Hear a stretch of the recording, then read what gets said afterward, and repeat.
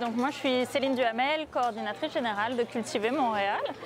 Puis Cultiver Montréal, c'est le réseau des agricultures montréalaises. Donc on soutient, on rassemble, on accompagne et on fait rayonner l'ensemble des acteurs et des actrices de l'agriculture urbaine et périurbaine puisqu'on est vraiment sur le Grand Montréal. En fait, la mission de Cultiver, c'est d'abord de concerter l'ensemble des acteurs et des actrices. Puis nous, c'est extrêmement important de concerter toutes ces personnes dans toute leur diversité. Donc on a autant la représentation des agricultures sociales collectives, donc davantage jardins collectifs, communautaires, organismes, banques alimentaires, etc., qui s'associent souvent à l'agriculture urbaine dite de sécurité alimentaire. Puis on a aussi le volet commercial, donc davantage pour les producteurs, productrices en agriculture urbaine, donc entreprises la plupart du temps. Aussi le volet pédagogique, souvent porté par des organismes pour tout le volet formation, ateliers, conférences et autres.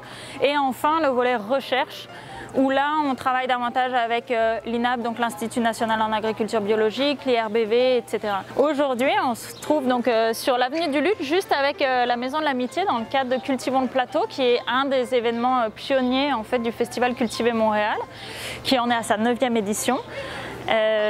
Puis le rôle vraiment du festival Cultiver Montréal, c'est comme de faire une présentation de l'ensemble des acteurs et actrices en agriculture sur Montréal, puis de reconnecter finalement les citoyens et citoyennes avec leurs acteurs terrain.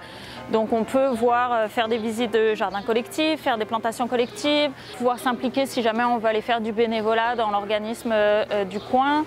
Et puis ça s'associe souvent aussi à la distribution des végétaux, qui sont organisés par les arrondissements et puis qui sont produits, mettons, ou en tout cas mis en place par l'ensemble, soit des écoquartiers, soit des organismes acteurs en agriculture urbaine donc.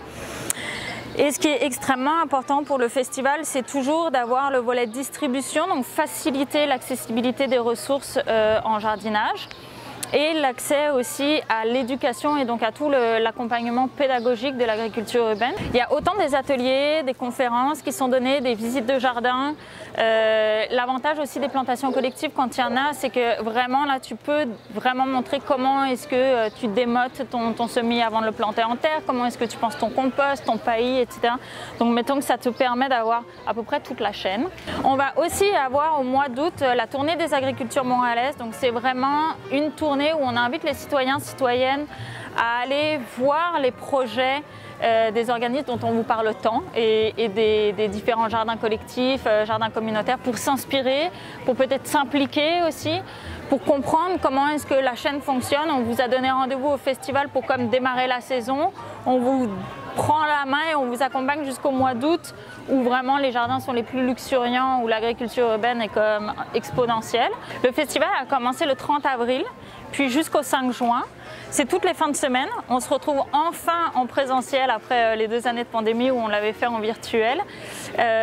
Donc il faut absolument aller regarder toute la programmation qui est faite. Vous pouvez la retrouver sur le site web de Cultiver Montréal, cultivermontréal.ca. Puis c'est ça, chaque fin de semaine, il y a plusieurs événements dans chacun des arrondissements. Donc tous les arrondissements de Montréal sont couverts. Donc vous trouverez automatiquement un événement qui correspond à votre situation géographique.